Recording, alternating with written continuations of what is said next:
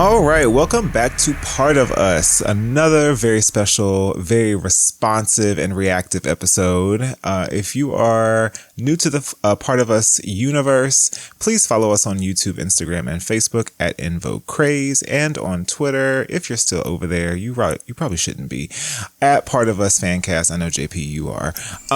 Comments and questions, we want to hear them. Email them to us at partofusevf@gmail.com, and as always, please review and rate our podcast. And if you haven't, catch up on our previous episodes at your leisure on any podcast platform and on YouTube. So we have a very juicy episode. The En Vogue fans are being fed, this time with the drama. But in case you haven't heard, Dawn dropped a video on her YouTube channel where she opened up about living in her car for almost 3 years. She explained that it started after some issues with her mom while she was staying with her parents in Vegas back in 2020. You guys, for the past almost 3 years, I have been living in my car. I said it. Oh my God, it's out. I've been living in my car. Oh my gosh. If you remember, if you guys were with me, in 2020, I did like 105,000 interviews. And in the interim, I was living with my parents in Vegas. And that was wonderful until it wasn't. I love my mom, but she became very angry. And a lot of her anger, she was taking out on me, and I was her target all the time. And I was like, I can't deal with this. Like, I respect her too much. I didn't understand it. I still don't.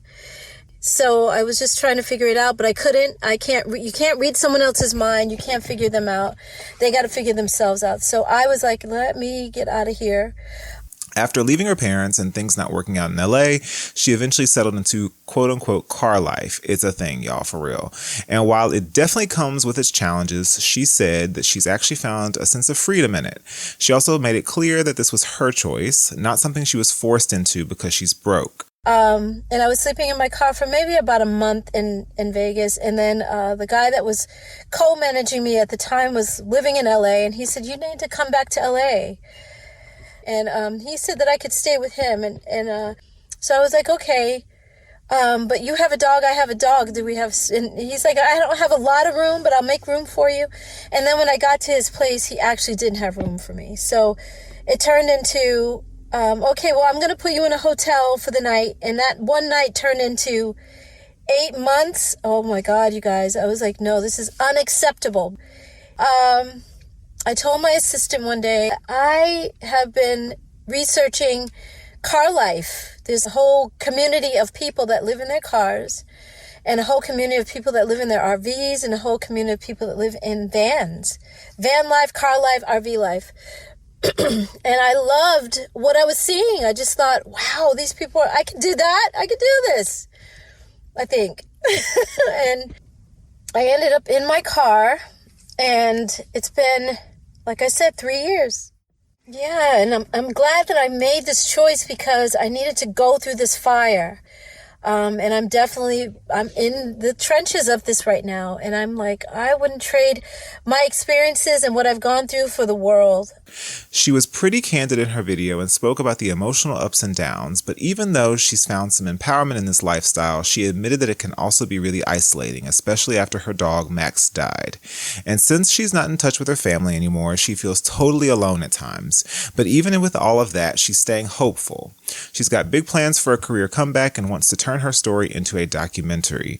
So we wanted to open up a conversation today about Dawn's story, what it says about life after the spotlight fades, and how the industry can do a better job of supporting artists.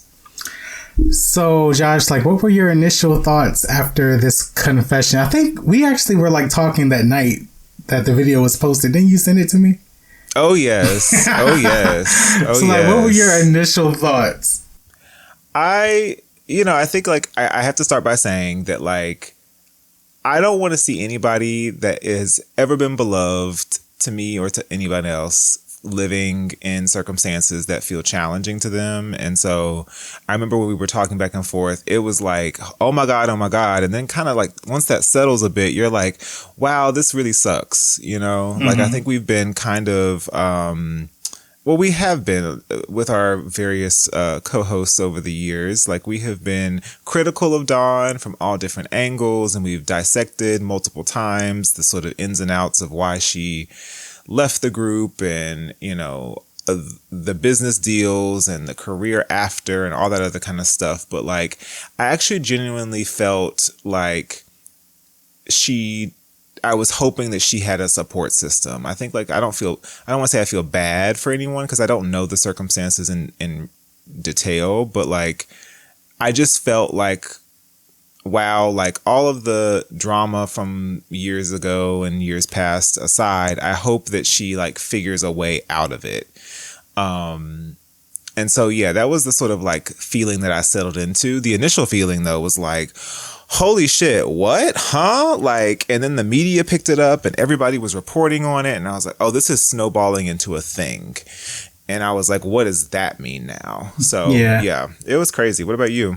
So I was watching this video and I was not shocked to hear she was living in her car, only because like I remember her posting a couple of videos, and I don't know if you remember a video of her doing like a vocal lesson. Did you see that one? And she was in her car. And I remember when I watched that back then, I thought, well, that's odd. Like, why is she in her car? Yeah. And then I saw like a few other things. Like, she's been in her car a lot, you know, when she posts things. So I wasn't shocked. It was like, oh, okay, now that makes sense. That's why she was in her car. Yeah. But I will say that no one chooses to live in a car. Like, I don't care how you try to spin it. I don't care how she tries to look at the upside of it. I think when you're going through something, you have to spin it in a way to make yourself feel better, to look at it from the positive side of things. But if you could afford a roof, a bed, and some furniture, you would do that over living in your car. You know what I'm saying? I think from what I've seen previous car life videos, and those people, the way they explain it, usually it's like life's circumstances happened and that just happened to be the best route to take. You know what I'm saying? It's not like, it's not like I have a beautiful home and now I'm just going to go live in my car for a few weeks. It's more like things got tight. This made the most sense for where I'm at right now until I get to, you know, where I'm trying to get in life. I was kind of shocked at the press that it received. I mean, she's doing a lot of interviews and there's a lot of people picking it up, a lot of people giving it some attention. So I was hoping that it does something for her. Like, if you got eyes on you, then I hope that you're able to turn that into something. Yeah. I mean, I think we may touch on this later, but I don't want to assume malicious intent at all. I do think, though, that it is, and I'm really trying to extend a lot of grace here, because I don't want to see anyone, especially Dawn, struggling. But it was really wild to understand, as she sort of explained it, that she's been on this journey. It's not a new thing for her. Like, she's been, but that it's sort of coming at that particular moment when I think we were otherwise seeing some really lovely things in the press about En Vogue and this sort of reunion with Max rejoining.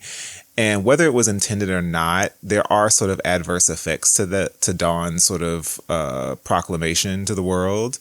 And I don't know if that was intended, but I do think that it makes it tougher on everybody, because I think Dawn has a spotlight on her where now people are criticizing her left and right for her decisions, and people are looking at interviews that she's doing and they're sort of like picking at similar to things that we've probably said on this podcast, but in this context, you know, they're picking at, well, she's her own worst enemy, and then, you know, it's sort of dividing people again. And for the women of En Vogue, it's also creating like a thing that they're going to have to address or circumvent, or they're going to have to figure out how to like get around the Dawn talking point, or the Dawn questions that will come. When I think that there was just a lot of joy being put on the return of Max, and it seemed like we had some really beautiful moments that we don't even really get to like revel in too much because, you know, there was these lovely videos of Max in rehearsal. And I think there's these things coming with they're about to play Glastonbury, which is like a really huge, big deal. I feel like it's almost like the UK's Coachella. And so those are things that are kind of like lost in the sauce now because we're talking about Dawn, and not in a way that is like, oh, this just happened to Dawn, in a way that like this has been Dawn's life for the last however long, and now it's sort of come to light. And I think that the things aligning in this particular kind of way are just like unfortunate for everybody around the board.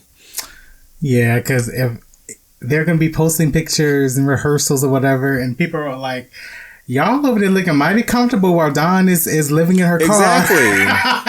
And you know how many comments there were where it was like, oh, have y'all reached out to Dawn? Are y'all going to call Dawn? And it's like, that is what fans and non-fans will do, is like they'll stoke the fire in that way. And nobody owes anybody a public acknowledgement of who's reaching out to who. We'll get to that later. But like, it's just really, I don't think it bodes well or makes it easier for anybody going forward.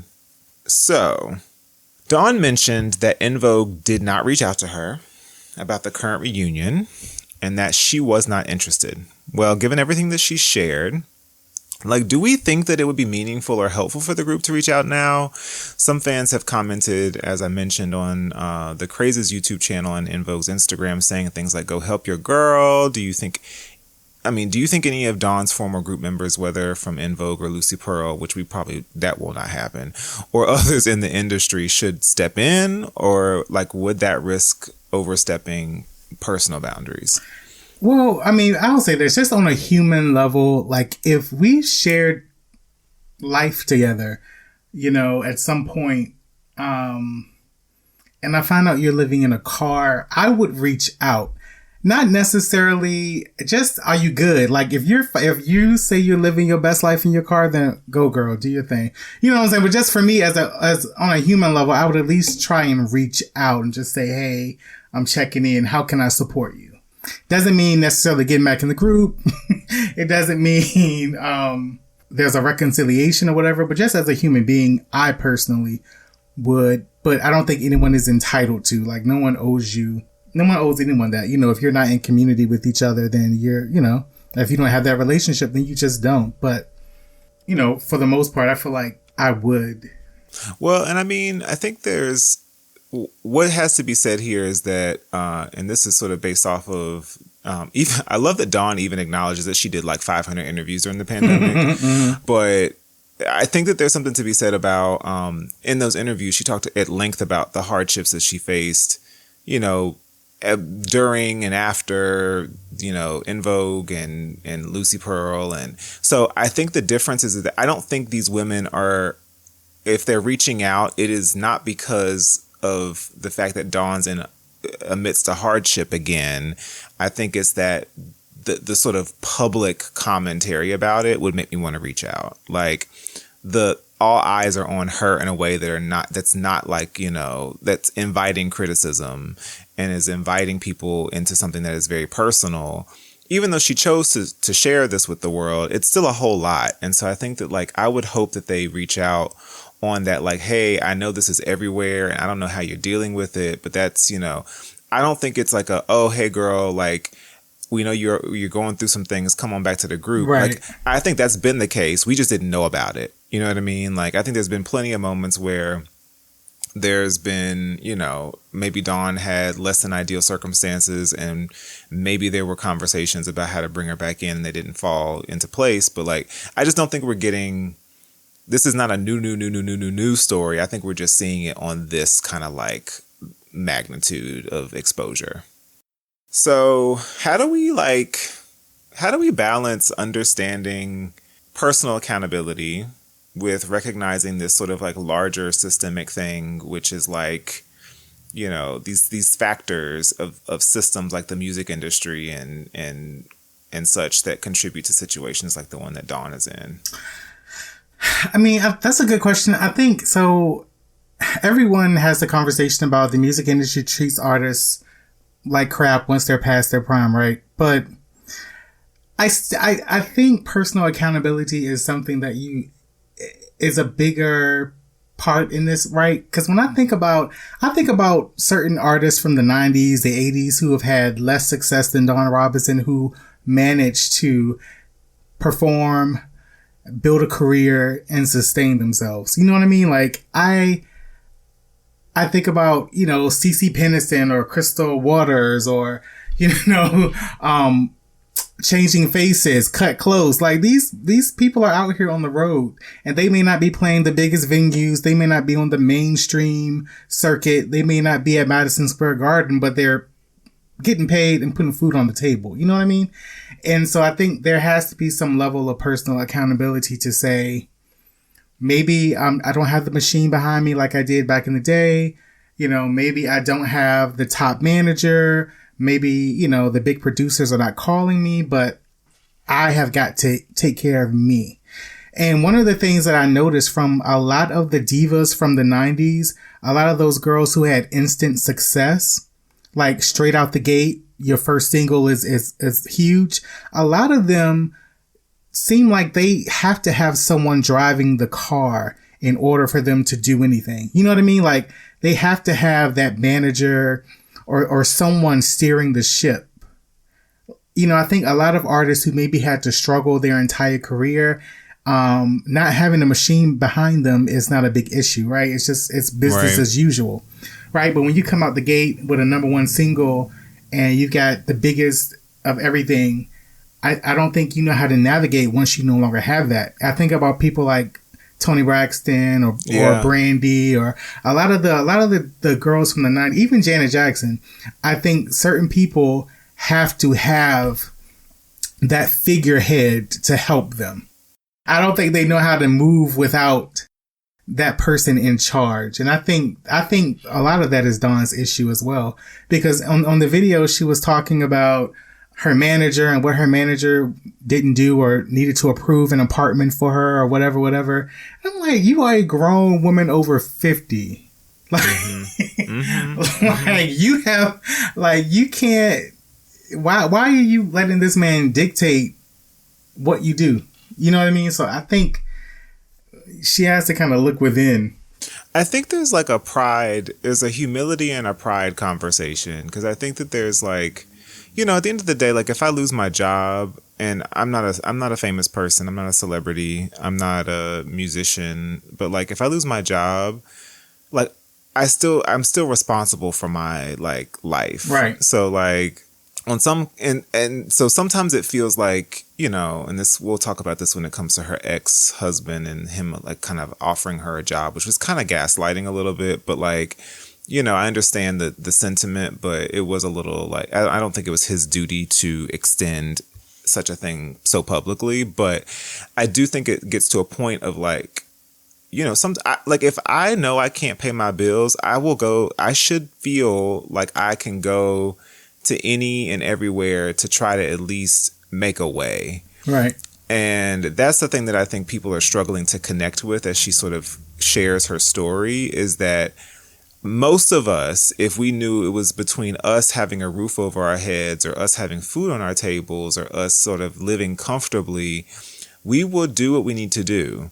I think about like SWV, and I think they had an unsung and sort of talking about what happened when they broke up. And I think Lily went to go work at the call center, and like, you know, it's just all kind, like, you do what you, especially when you got kids, but like in this case, Dawn doesn't have kids. And so I just think Dawn has lived in a universe where she is the sort of, you know, the ruler of her queendom. Mm-hmm. And it's tough to come out of that and realize that you might have to settle for things that you may not agree with.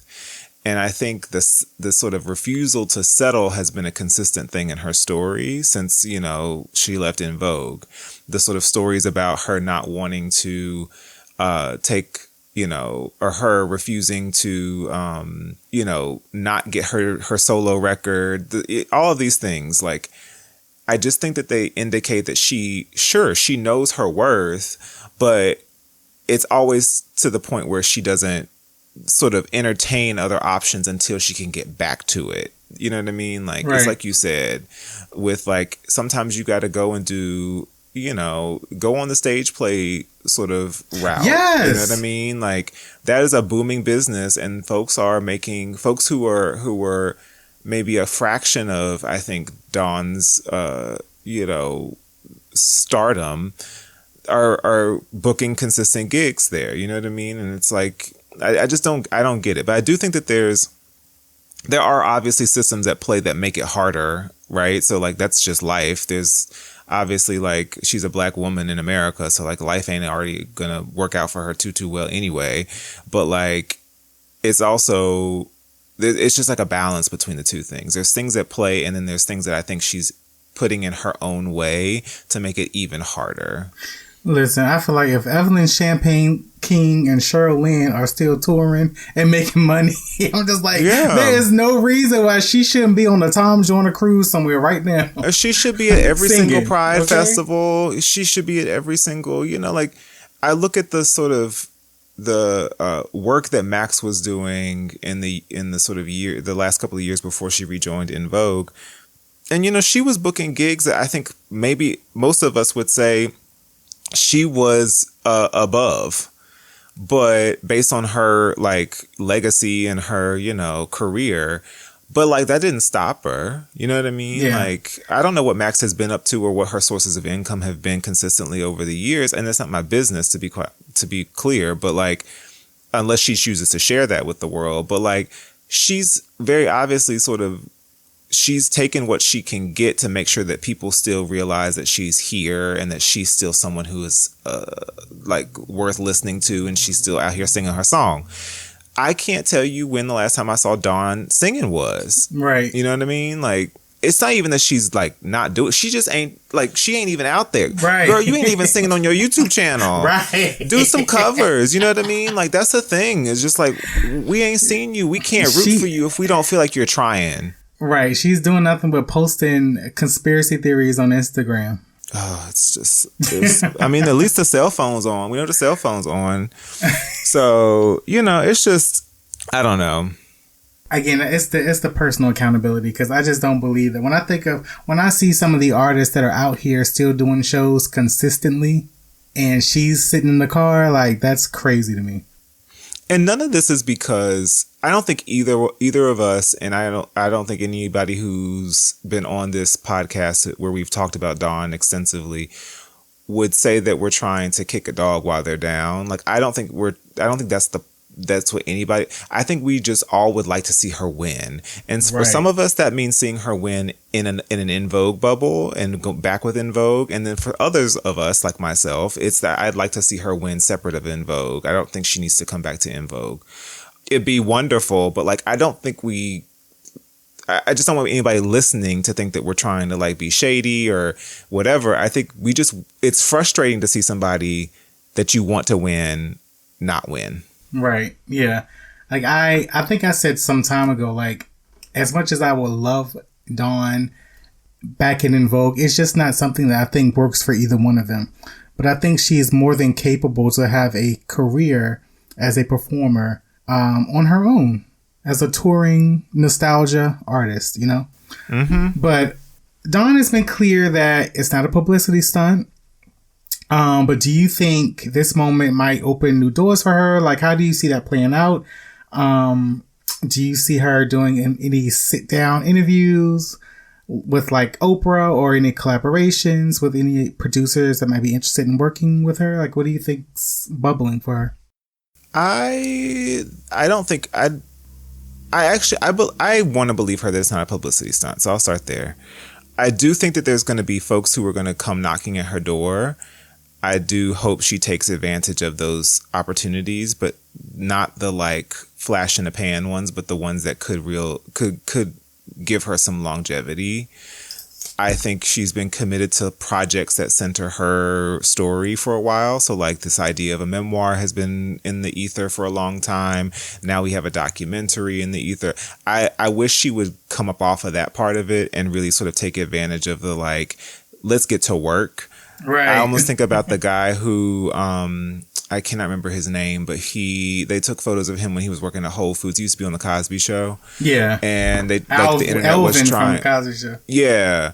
And, it became a thing where people like Tyler Perry was casting him and stuff. And like there was this sort of genuine sort of like empathy for the idea of a working actor who actually has to make their living in a way that the public doesn't realize. And this is one of those moments, right, where like a lot of working actors can't pay their bills. A lot of Hollywood celebrities can't pay their bills. A lot of folks we think because they're on television or they're on, the radio are not making money or who do not have money, and they have to find a way. And we just happened to see in that example that he was working at Whole Foods and somebody decided to be invasive and take a photo of him while he was at work. In this case, it's like, but when those opportunities came, he took them. And he's been very abundantly clear that he is still not rolling in the dough. And he still very much is not too far from having to go back and work at the Whole Foods. Mm-hmm. And so I think in this moment, it's like, girl, if there are people knocking on your door, this is the season of saying yes. I mean, as long as it ain't like salacious and ridiculous and like,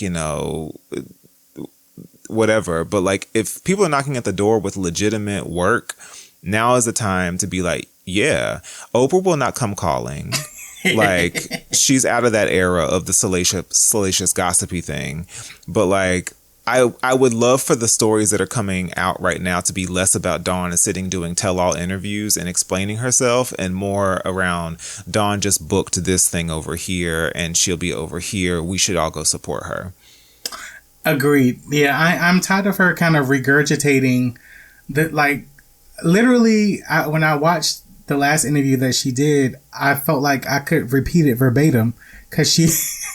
It's like the 2020 again. Yeah, it's yeah. Like, baby, we know, and it's kind of like Monique as well, right? Like we know what happened to you. Let's talk about how we can move forward. Let's talk about what's next. Let's talk about what your goals are, what your plans are realistically. Like, what do you want to do tomorrow to get you to where you're trying to go? To your point about the guy from the Cosby Show, I think after that came out, he had a lot of people offering him projects. But the good thing about it is that he was in a place mentally where he was ready for them. You know what I mean? Like he was working at that place as a means to an end, waiting for his next opportunity. And when they came, he could take advantage of them. I watched him recently on Damon Wayans' new show, Papa's House. And he's really funny up there. And so for Dawn, I think of course she's going to get a lot of offers, a lot of people knocking at the door. I hope that she's in a place where she realizes her position, and she's honest and realistic, and she's able to go from there. Like, I hope you're not thinking that Columbia Records is going to come with a deal. Right. You know what I mean? Or, Steven Spielberg is going to want you to be in his next film. Like, no, girl. Like, it doesn't even happen that way for En Vogue. Right. Like, so, I mean, I'm hoping that, if you get an opportunity to do a little small venue, a little, whatever, 200 seats or whatever, I'm hoping that she will look at that and understand like it's a means to an end, because I think that's just where we are now. Like you're Timberland is not going to come knocking. Yeah. And if you can create like a steady level of work by just sort of doing appearances, like this United States and beyond is really vast, and people will book you. You know what I mean? Like we can't. I think everybody sort of imagines it's like the whole sort of like the epicenters for concert bookings are like New York, Miami, L.A. and Atlanta or something. But like I'm in a rural place right now. I'm in rural North Carolina, and there's like a little winery, like a community winery that's like 20 minutes, not even 20 minutes, maybe like 10 minutes from me. I'm in the sticks. It's like they had, rest in peace, Angie Stone. They had booked Angie Stone for an April show at a little vineyard. Nobody would have ever known about, like, right. You know what I mean? So like, it's the idea that winery? No. Oh, It's like a black owned winery. Shout out to Seven Springs. But very like local to my community. They bring in some tourism from elsewhere to come to the winery because it is a black owned winery. But like, they had booked Angie Stone, and that was a big deal for this area because we don't get that. And so when she passed, they ended up rebooking because they wanted to keep the event that they had going. And so they, I think, replaced Angie with Leela James. But like, you know, those are the kinds of like gigs that people don't realize happen, that still, like, a check is a check, honey. You can take home, you know what I mean? $5,000, $10,000, and you got something. But also, no shade, I think Dawn also needs to get out of LA. I feel like Atlanta is a place where, like, people in the industry, like, LA is a lot. I think to thrive in LA, you have to really have the big managers or either really be on the hustle, like, you know, on the, you know, pounding the pavement. But Atlanta seems to be a place where a lot of people go and kind of have their second act. You know, Jasmine Guy talked about that. Carl Payne from Martin, like, that's where a lot of the black shows are being filmed. A lot of black artists, singers, and everything are kind of finding ways to revamp their careers. So I think that's something she needs to do. But I could totally see her doing something like a city winery tour. Because I know Selena Johnson does. I've seen her do those, and Shantae Moore and everything. So yeah, there are things out here that she can be doing. I think the tough part, and this is, you know, I think some of the gigs we're talking about are welcoming people who are solo artists and started that way. I think it is inherently tougher, and this goes back to this sort of like, you know, the systemic problem with like industries, is that oftentimes when people leave groups or groups disband, like the sum of the parts, you know, you need all of them to be successful. And so it's really tough sometimes, I think, when you have someone who was part of a group and now they're trying to get work on their own, but so much of their work is tied to the group. Like, there are going to be folks who are not going to automatically gravitate towards booking someone unless they have the full group. And so that's how we sort of got the climax featuring Bernadette Cooper, and then we get the, you know, the Funky Divas, you know, like the offshoots, because people are trying to sort of say like, hey, I'm part of that thing you love. It's just me now, or it's just us two now. And so I just think that she's got to like figure out how to navigate that, because the industry doesn't make it easy on women who are trying to step out on their own and still leverage their past and their full careers, but they're not going to be up there with the same women. Dawn, outside of En Vogue, you know, she did, you know, the stuff with Dr. Dre, The Firm, Lucy Pearl. So I do think it'll be a hurdle for her for sure, but I don't think she's like, you know, the unknown girl from the group who's trying to go solo.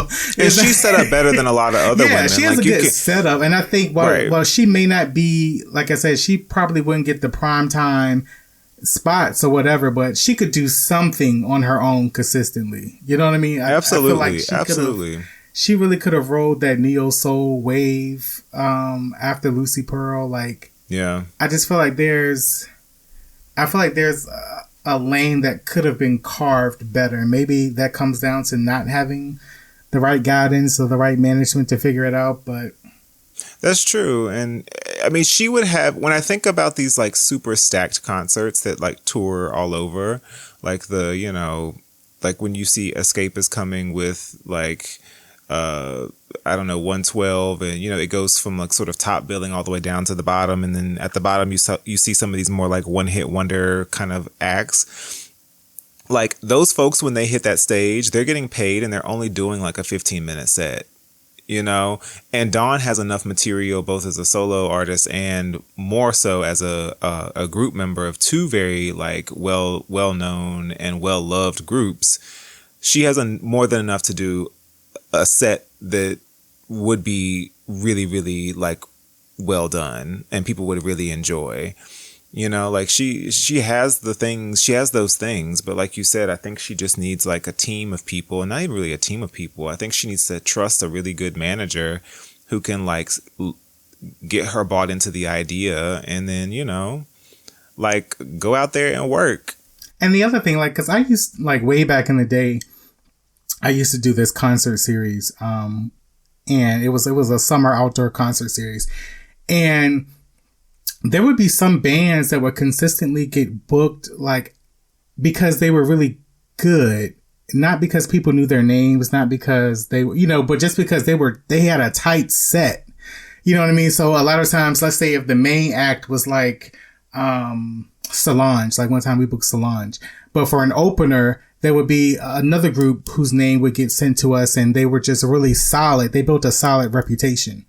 You know what I mean? And so I feel like Dawn, even if she just doesn't have the biggest name, if she had a tight set, a solid band, you know what I'm saying? Like if she really positioned herself, she could work consistently.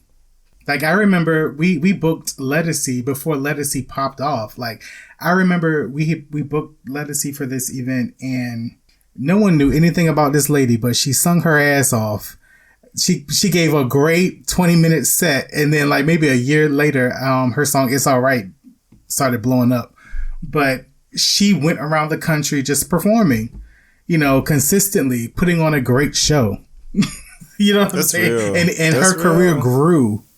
Yeah, I think people will respect you if they know that you're out here, and even if you are, you could be the lowest on the bill on those being billed at a show. But if your show is decent and people enjoy it, then they'll be eager to see you again. You always need an opening act. Absolutely, and nobody should be too proud to be an opening act. But anywho, so Dawn's ex-husband Dre Allen shared his perspective on her situation at length, ad nauseum. What are your thoughts on like all that he shared and the way he shared? Like, let's unpack it. What did you think about all of that? I don't know, man. He is a character. He has always been a character. I mean, I think it's fair. Like, I mean, it's, he knows her. He has experience with her, and I don't know what his intentions were. I don't know if he was really just looking for a moment or if he was being sincere. If he was really trying to offer her something. I don't know. He offered her a job, or he said he had a job for her, but he didn't think that she would likely take it. What else did he say? He said that her mother is so kind, and I guess he didn't understand how she could have an issue with her mom to not live there or whatever. It was like, I listened to it and I was like, there's a competing ideas in my head. One of them being like, I think he's speaking some truth because I think he does know her well. And I think he can speak to a degree on a version of Dawn from years ago. Not current Dawn, because they haven't been together in a long time. But I think he can speak honestly about Dawn. And I thought that the very few moments where he like affirmed her were nice. But at one point I remember listening to it and being like, have you reached out and told her those things directly? And why are you telling us that? Like, why are you telling us this? And then I was like, he's kind of making the moment about him. And it's like, and then the headlines became Dawn Robinson's ex-husband offers her a job over, and I was like, oh, so now whether or not he wants to be in the limelight is for debate, but like he was by extension, and he knew that was going to happen when he took to his platform to like do so much as to offer a job.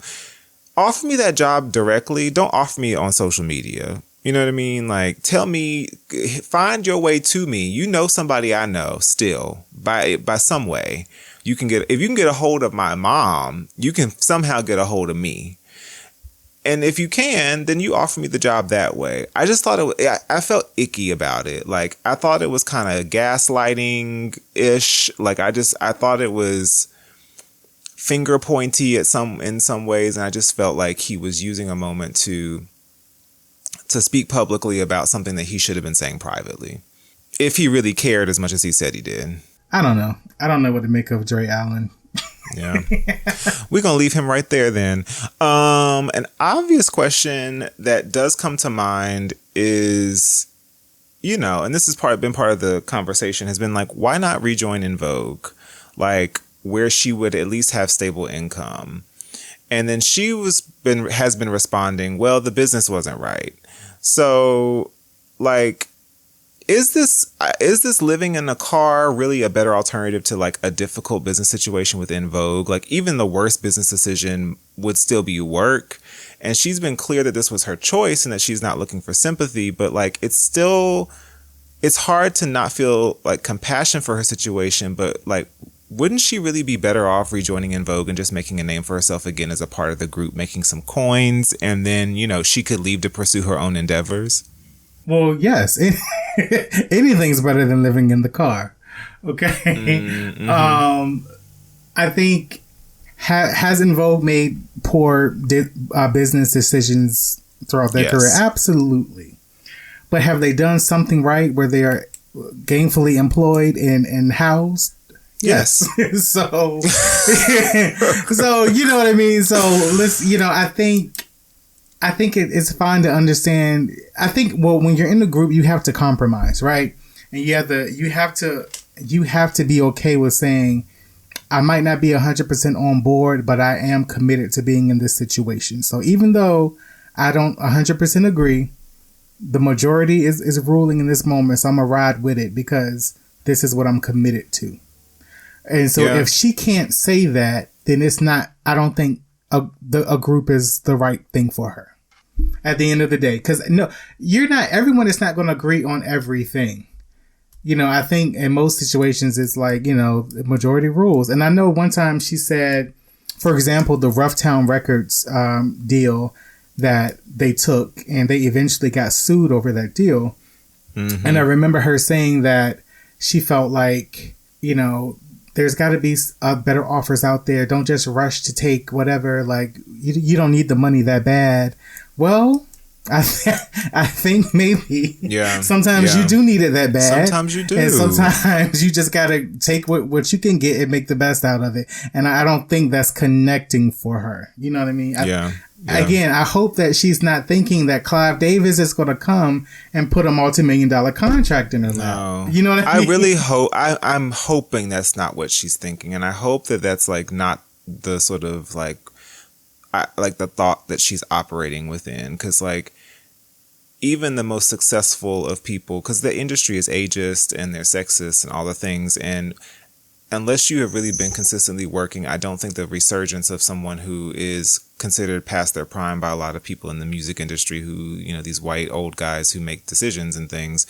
I don't think that's a realistic expectation. I hate that. I hate how the industry treats women of a certain age, and specifically Black women of a certain age, as they quote unquote age out of popularity. Because the things that I think she's thinking about or has thought about, like, even her own group mates who have been working consistently will not be able to achieve those things now.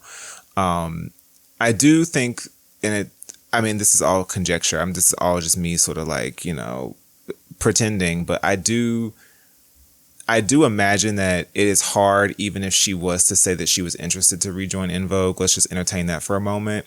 I think it's hard there's two things at play. One is the dynamic of who owns the name and all that kind of stuff. And so when you created something and you go back to it to work at it, but you don't own it anymore, that is really tough. Like I feel like that's a tough situation to walk into, because you want to be able to be, when you were like someone who had equal share of something, you got to have equal say in things. And so when you no longer have a share of that, but then you go back to work there, you're going to want to have opinions and and have some weight in the conversation. And that's probably a tough thing a tough battle to have. And then the second part of that is I think that honestly, I think En Vogue kind of views her as a bit of a liability. Let's say like they took another risk or took another chance and welcomed her back. I think the question would always be like, is she really here to stay? Like, to your point, like, is the commitment there? Because what they don't want to do is they don't want to create an avenue where they can capitalize on having all four back. And then something happens where 6 months in, a year in, like she exits again, and then they have to kind of like answer to that all over again. You know what I mean? Like they have found a consistent, comfortable level of work with Rona, and now it sounds like they feel comfortable with Max coming back, and they figured that out, you know, and we're glad to see that.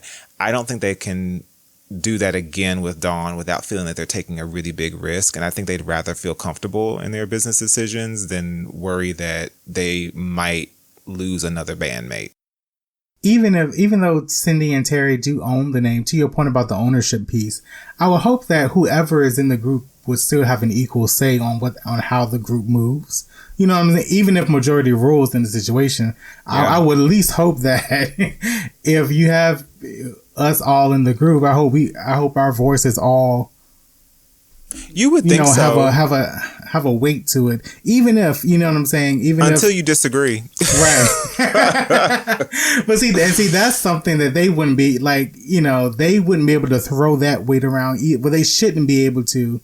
Like, if we all decide to come back, you can't say, well, we own it, so fall and get in formation. Like, that's not going to make a peaceful, you know, thing either. So I think it's, you know, on both sides, there has to be some type of ground rules. I think they need a Iyanla Fix My Life session before anything could happen. No.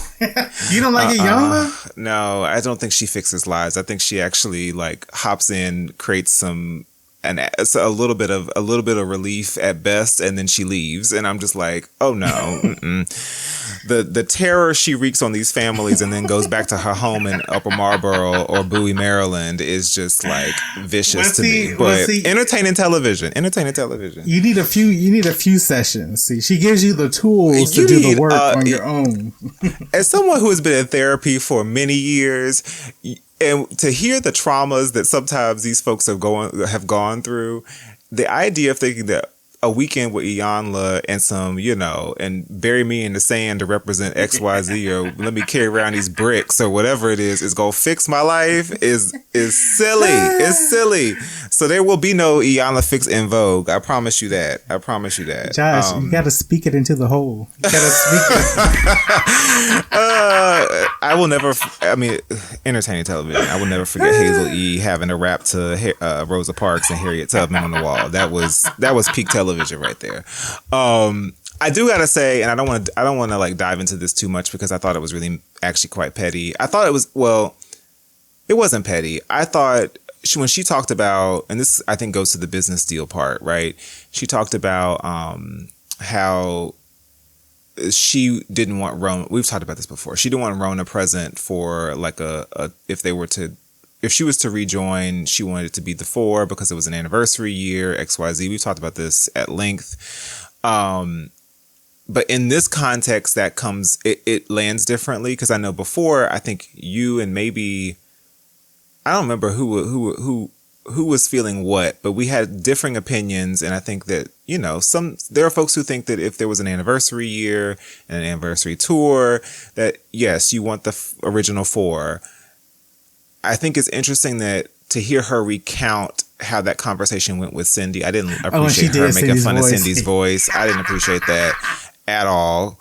Oh, well, maybe she has a career as a voiceover actor. I thought it was nasty work. But, you know, and I thought it was nice that she acknowledged that, like, Rona has never been rude to her. Rona has always respected her.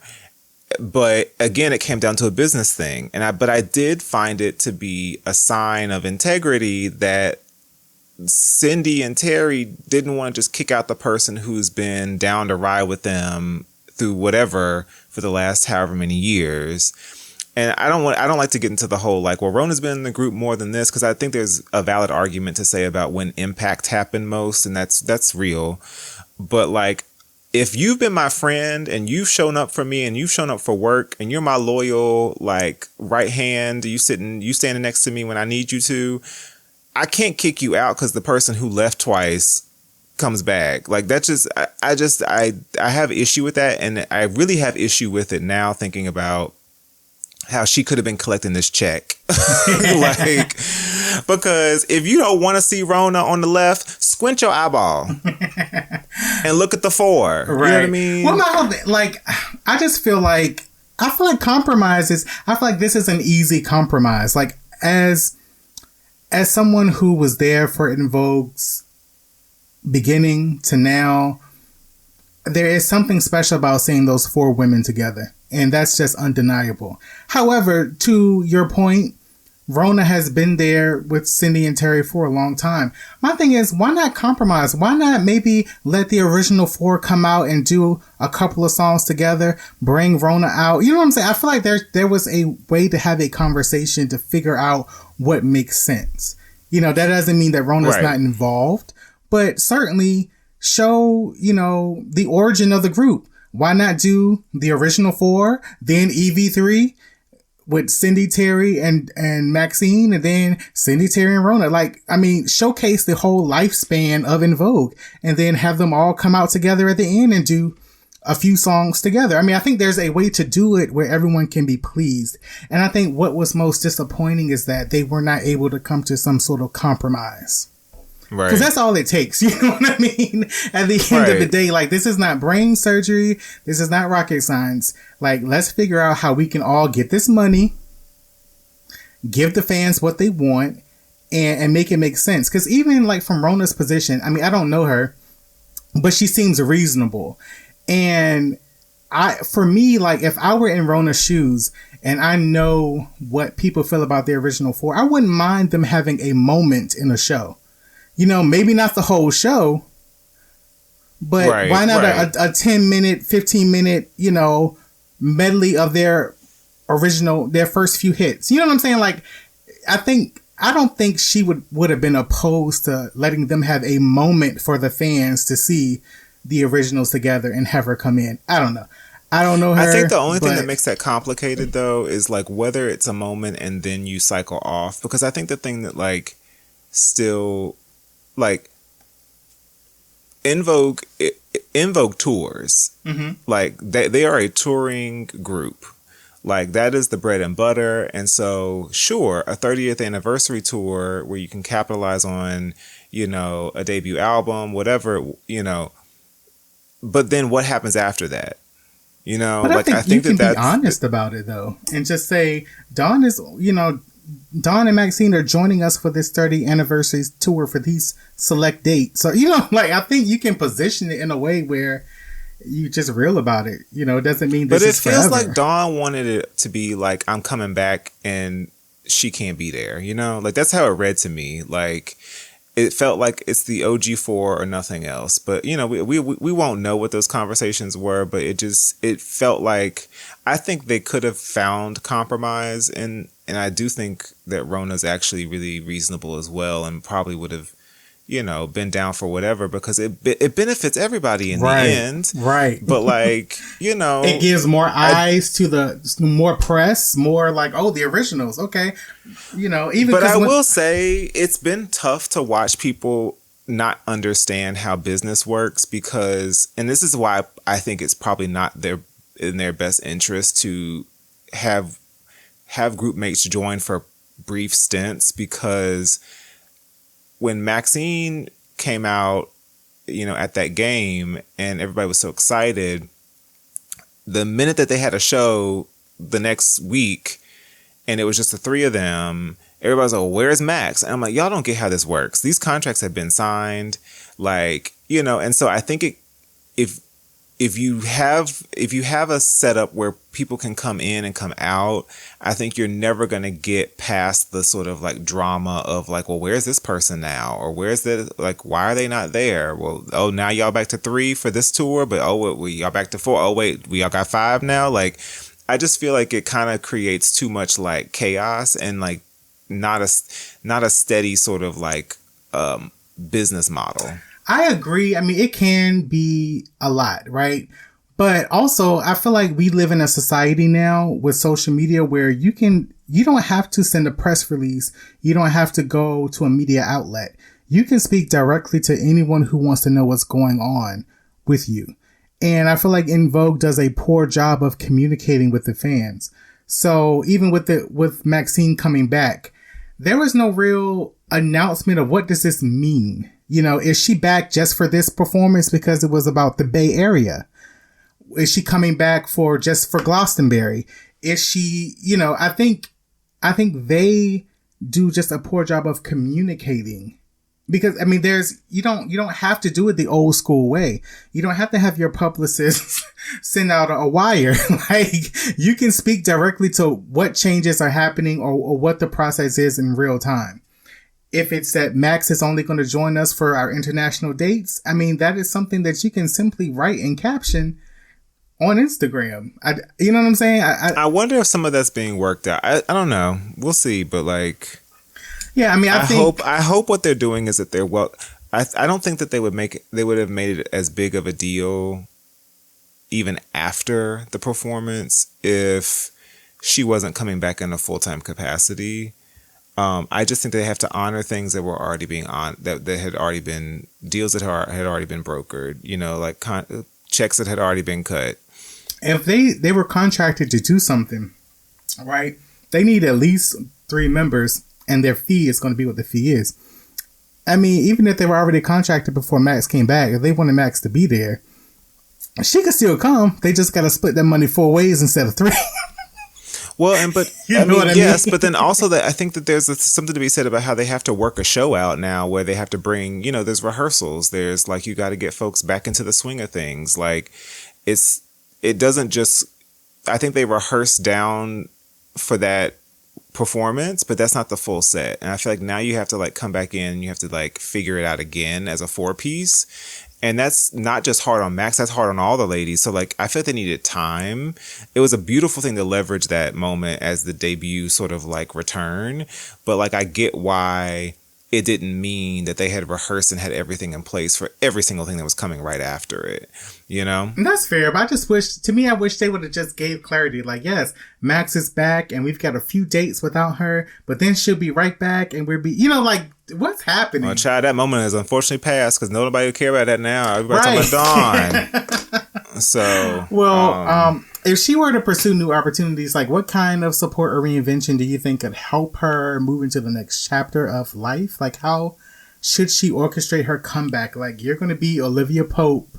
You're going to be a PR maven. Like, what are you going to do? Josh and Associates. Like, what do you think you need to do? It's okay. I can tell you what it's not. It's not a documentary. It's not a memoir. It's not an album. I think it's touring. I think you go on the road, and I think we've talked about this already, but like, I think you figure out how to book gigs and sing the songs that people know you for and reintroduce yourself and your voice to the people directly. And you do that for a while. Like, you don't do that 2 times and then go get a reality television show. Like, you do that in a way that feels earnest and honest, and like you really, really are investing in yourself. And then you get booked a lot. And then once you get booked a lot, then you can start to entertain all these other things. But like, the leap between YouTube in my car to like album tomorrow or documentary on Netflix is so not realistic in this day and age. And if it is, it's not going to be done with the people who really, really, really could do it well. Like, somebody's going to offer her a documentary deal. Mm-hmm. It will not be someone who should offer her a documentary deal. Somebody will offer her a reality show. Somebody will offer her a YouTube web series. People will figure out something to offer her. Everything that's being offered will not be worth like her energy and time. I just think so. Like, it's kind of the adverse thing, right? Like, she shouldn't say yes to everything, even if she's in need. If she's trying to be strategic, I think she should focus on how to book gigs where she's able to sing the music that we love, and then people can know her in a way that's not tied to the drama. They can remind themselves of how much of a legacy she already has on her own or with her groups, and then it becomes easier to like move from there into something else, you know? What about you? Like, so realistically, she needs to build a set, find a booking agent, find some band members, and go to work. That's like the realistic thing that needs to happen. Other than that, I mean, I think TV is always a good avenue. Because I do think Dawn has an interesting story and an interesting perspective.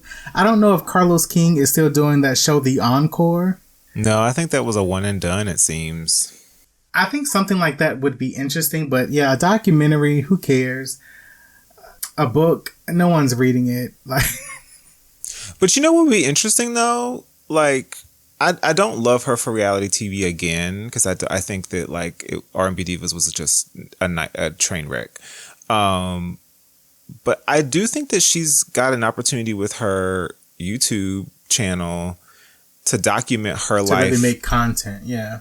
Like, out of it. You know what I mean? Like, so you've opened up and you're transparent about what's happening. Like, keep that going because that's actually relatable. You know what I mean? Like, people will resonate people will be nosy and curious and want to know like, well, what's going on with her?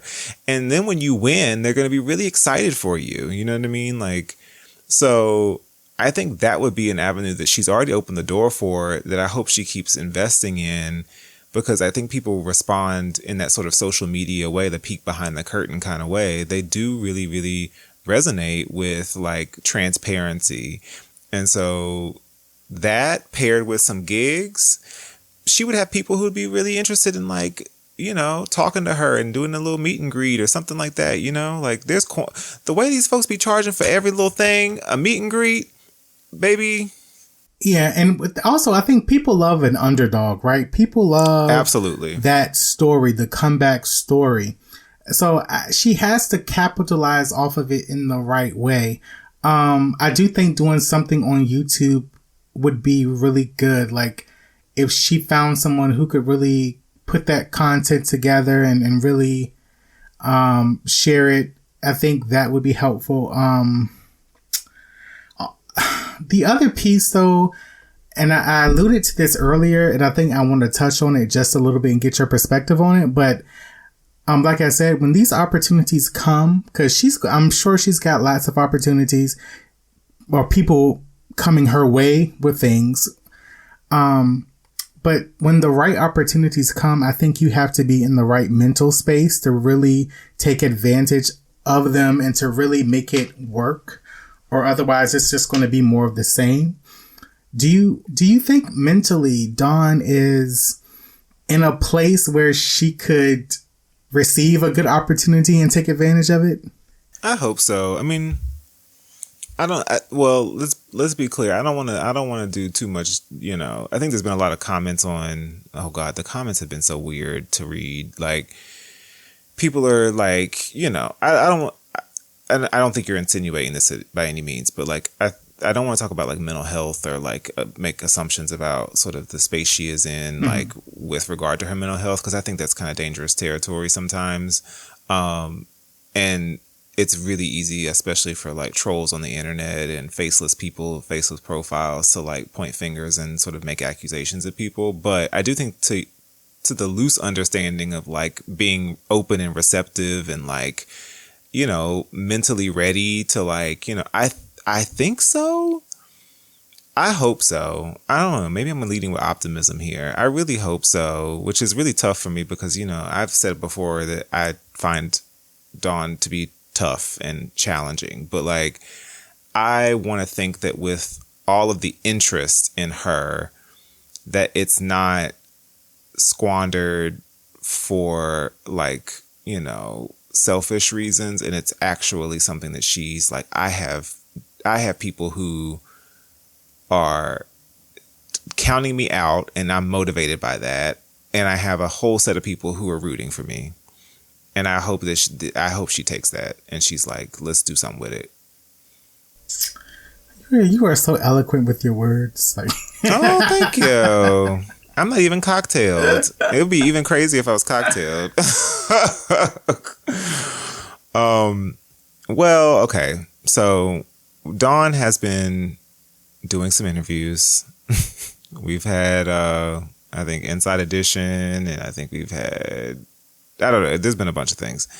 She did do Angela Yee, formerly of The Breakfast Club, has a podcast called Way Up with Angela Yee, and Dawn appeared for a virtual interview this past Tuesday. You can find that on YouTube. And during the conversation, she talks about industry drama, family tension, which is a thing that we haven't touched on too much, but, you know, is a factor in Vogue, and what's next for her.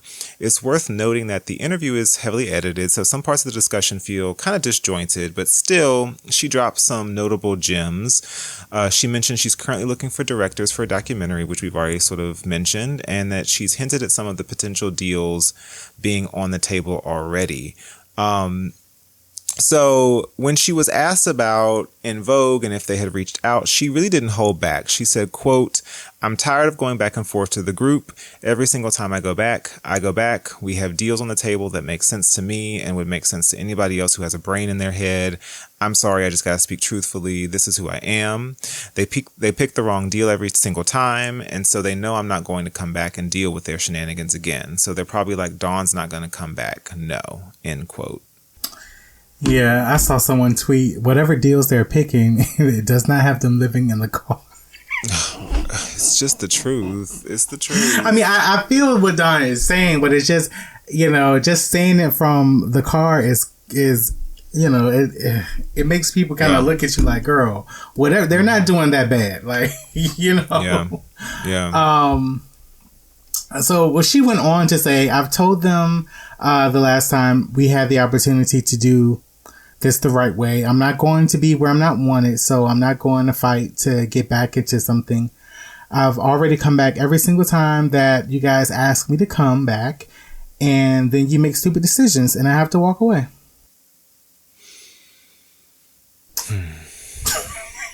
I think there's something to be said about who has said things publicly about other folks over the years and who has chosen to be head down and keep it pushing. And I'm just going to leave it at that. There it is. So, yeah. Again, if you want to hear the full interview with Dawn, you can go to Way Up with Angela Yee on YouTube and take a listen. It is a fascinating watch. In addition, there's a bunch of other interviews that you can listen to in addition to all of those 2020 ones. So you got a lot of content if you were listening for Dawn's story. And if you're wondering about the setting for the interview, this particular Angela Yee one, no, it's not where she's living now. Her PR rep arranged the space specifically for the interview. So now, hold on. Did you see Jermaine Dupri? You saw Jermaine Dupri's I did. Comments. Mm-hmm, Look, to his point, not you got a PR rep and an assistant. I think her assistant is her niece. I think her assistant is a relative. You got the PR rep and the assistant, and you do not have a roof. But you know, this is what I think, and this is where I think the transparency, the humility, isn't kicking in, because if the PR rep is the cousin and the assistant is the niece, just say that. You know what I mean? Like, because I feel like that's what's at play here. But you know, like sometimes there's a need to feel like you still care about how it looks. Yeah, like it's not that bad, guys. I have, these things. Right. And so, but if those things are not as they appear as you say them to be, then like, just be real. People really resonate with authenticity. And if she's like, oh yeah, my relative over here, she's being my assistant right now. And then, my cousin over here, he's really good at PR. So he said he would help me out. Like, that's way easier to digest, because now people have mixed messages. They're like, wait, and they're looking at you sideways. But are you paying a PR person? Because you have to pay a PR person. They don't do that for free, Yeah, wild. But now we're handing the mic over to our listeners, as we always do. And baby, they have written down, they have gotten to their keyboards and they have typed 4-page letters and closed it with a kiss. And let's get into them. So we have our listener letters for this episode. First up is Justice. Justice writes, hey, part of us fam, Justice here. Gosh, it's been such a long time since I sent in a letter. It's good to see the podcast is still holding on pun intended, and going strong. I'm so happy about that, and I hope everything is going well with all of you. Oh, that's really sweet. Now, to get right on down to it, per the Facebook group, I am aware that this week's episode is about Dawn and her current situation. And I just want to say that while I hate it for her, but it's her choice. And it's clearly this is something that she feels she needs to do. I wish her the best on her journey in accomplishing what she sets out to do, and she gets the help and the resources that she needs. Not gonna lie, this is a pretty calculating, in my opinion, move, considering that it had to come out on the back of such a momentous occasion with Maxine returning. With that being said, me personally, I'm good on Dawn ever coming back, at least for right now. Maybe in the future, but as of right now, I honestly have no desire to see Dawn back in the group. I also wish Dawn would stop trying to spread this narrative that she was put out the group when it's on record that she left numerous times. It's her prerogative if she has no interest in returning, that's cool, but stand on that. Instead of continuing to paint this false narrative, accountability is the word of the day. All in all, I'm excited for this new era of EV4 with Max back. I can't wait for their upcoming tour to see what big plans they have going on for 2025, which I'm hoping includes new music. Thanks for taking the time to read my letter. You guys are awesome, and we'll holler on the next episode. Peace. Nice to hear from you, Justice. Well, to be fair, Justice, you know, the story regarding Dawn leaving the first time was that we're not getting into specifics. It was you that can she was listen to given the episodes 2, ultimatum. 3, 7, 8, 9, and 10 from seasons 1, 2, and 3 are part of or to come back to the group. And she was like, it's not fair because Terry did her solo album. And so, you know, Sylvia Rome was playing, and she had an ultimatum and she chose to go and do the solo deal. So maybe they didn't kick her out. Maybe she did choose it, but I think it was the ultimatum. But to be fair, hello, Justice. How are you?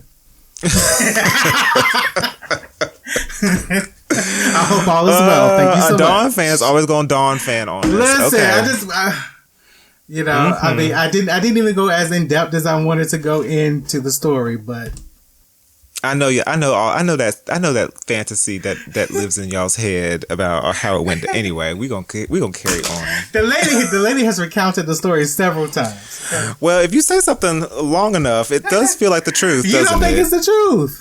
I don't know what the truth was. The only people that know the truth are the folks in that room, and I have heard every witch hypothesis like it is an American Horror Story series. I am no longer amused. Oh my gosh. So the next letter is from Pascal. My takeaway from her video is that she'd rather live in her car than to work with Cindy and Terry again. That's a commitment to the grudge. That's commitment to the grudge on a whole new level. She's out here choosing bucket seats over backstage passes. Oh my God. And a damning reflection of just how deep the unresolved issues within En Vogue must run. Well, when you're right, you're right. Ooh, I mean, that is a hard truth. That is a very hard truth. All right, our next one and our last one comes from Jay, and it's a little lengthy, so I'm gonna get my good reading voice on. Hey guys, it's been a while since I've kept up with the podcast. College has taken up all of my free time. College? Come on, college. All right. Yes, I remember Jay is our little baby En Vogue stan. Glad to see you guys are still gracing us with quality entertainment. I absolutely love the channel as a baby EV stan. Since I'm on break right now, I'm going to catch up on all the old episodes. I've seen that Max has rejoined the ladies and Dawn is still Dawn. Ooh. First off, I want to say that I love that Maxine is back. She has such a beautiful soul, and I believe she's the most underrated member. I'm glad that both her and the ladies have made amends and moved on. That's what mature, grown women do. Next, I want to give a huge thanks to Rona. If no one appreciates her contributions, I absolutely do. I find the comments made about her very distasteful and insulting. I get that fans prefer the original four, but Rona is just as much of a member as En Vogue as the other ladies. She's put 2 decades of hard work in, so you have to respect that. You want to see the original four so bad, go watch their old performances on YouTube for the free. They'll always be there for your viewing. And that was kind of a read. Jay, not too sassy. Not too much. Not too much. Now on to Miss Robinson, aka Miss Woe Is Me. She is her own worst enemy. She's a professional victim. If being a victim was lucrative, she'd never have to worry about finances. Now, she used to be my favorite member until I had a personal experience with her that shifted my entire perspective. I do give her grace when it comes to the skepticism involving Evie's funds, but that's all I can give her. The ladies should have been way bigger and well compensated for their work. That's the only thing we can all agree on. But since her departure in 1997, everything's been everyone else's fault. She never places blame on her own irrational decisions. Sylvia did this, Tommy and Denny did that, Frank did this, Cindy, Terry, Max did that, Dr. Dre did this, Raphael did that, R&B Divas did this, my mom did that, my sister did this, my manager did that, Dr. Fauci did this and that. I'm tired. Where's the accountability? She's pushing 60, yet has the mindset of a 16-year-old. She went on a YouTube channel tour, giving interviews to every Tom, Dick, and Harry about how she'd been wronged and how the ladies ain't crap. She doesn't have the right to demand anything when it comes to En Vogue. She's unreliable, unreasonable, and untrustworthy in her professional relationships. The ladies have been making a living on tour. Meanwhile, she's making vlogs from her car. Can you imagine the money and opportunities that's out there for all 5 ladies? New Edition, SWV, Escape have been through hell and back. Yet, they put their crap aside to get those checks. Dawn can't seem to let go of her pride or massive ego, and that will always be her downfall. Now, although I went off on Girly. I do wish her the best. Now you can't go sneak it up in here with this. That was like a paragraph of read, and now Jay's like, I wish her the well. He done read her in a college essay. Now, although I went off on Girly, I do wish her the best. She may be content living in her car, but I still want better for her. She was a part of one of the greatest girl groups in history. Her and the rest of the ladies should be treated like R&B royalty. I hope she stays safe out there. I hope she lets go of those grudges and finds genuine happiness. Life is too short to be holding on to damn near 30-year-old drama. Live and let God, Dawn. Much success to the channel and keep up the great work, Jay. Ooh. Well, all right. I think Jay is right. I think he read her down, but he's right. I mean, there comes a point in time where you can't blame everyone. Like, even in situations where, like, in my own personal life, there have been situations where I felt like somebody was dead wrong, but I still had to take a look at myself and what I could have done better in this situation. You know what I'm saying? Even though someone may have done me wrong, maybe I knew better than to even to be involved in that in the first place. You know what I'm saying? So I have to take that level of accountability and just be honest. And I think it's important for everyone to just be able to do that, so that way you're not repeating the same patterns. And one of the things about Dawn is that I've never heard her mention anything that she's done wrong in a situation. Yeah, she has to recognize it, right? Yeah, like I don't think so. I mean, again, I like when she's talking about Raphael Sadiq and Lucy Pearl and how, you know, he was jealous about her getting so much attention. I wholeheartedly believe it. Because if you see how he treated Tony, then you understand Raphael Sadiq is a diva. So, I mean, I believe it, but yet and still, I feel like there are ways that you can repair things. There are ways you can work through things and take accountability for certain things as well. And she just never does it. Like in any situation. And it is kind of disheartening that at this age of 58, 59, it's like, it's still everyone else's fault. Yeah. I mean, it's the phrase I love to use all the time that has been weaponized against me in our group chat, is that two things can be true. Right.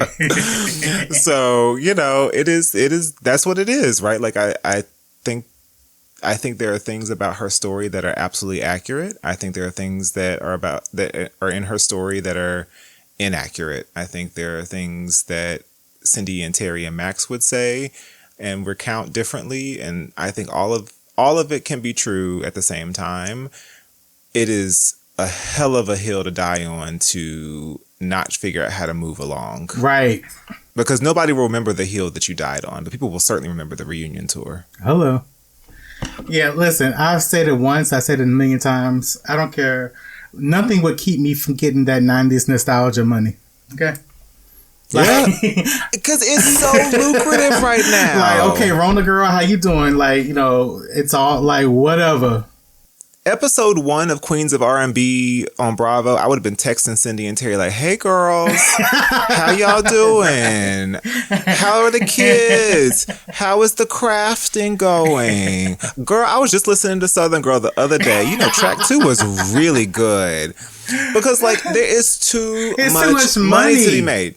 I have sat in rooms where I didn't want to be there, where I didn't like the person sitting across from me, but the check. You gotta listen. Nobody goes to work and loves everyone they work with. Ever. But you got bills to pay so that you're not living in your car. So you show up, you put on your smile, you get your work done, and you collect your check. And you know what's crazy about it, JP? Is that reasonably, and this is just like a fact of life, right? Like, nobody's going to tour till they're 100. Right. There is a window of opportunity for the ladies at 60 to still work hard for another decade if they really want to. Mm-hmm. This is the time to take advantage of it. Right. You don't want to be 75 talking about shoulda, coulda, woulda. Well, any final thoughts on Dawn in the future? I hope she gets it together and just moves on and stops recounting the past. Stop telling the stories and start talking about what's next. That should be the goal. Let's not, in the words of Nene, let's not talk about what was. Let's talk about what is. Okay? Let's not talk about what was. Okay? I'm tired. I am tired. I'm so tired. I'm tired. And my fantasia was, I'm tired. Like, please, let's just move on. And I think Nene Leakes is the best note to end this episode on. So, listeners, please share this episode when it comes out. Let us know your episode ideas and thoughts with the podcast on YouTube or by emailing us at partofusevf@gmail.com. And as always, you can follow us on Instagram and Facebook. Just search for the phrase En Vogue Craze. You can also follow us on X, but we're not active over there because Elon is the worst. At least that's why I'm not on X. So we will see you on a future episode, perhaps. Stay tuned. And until then, bye.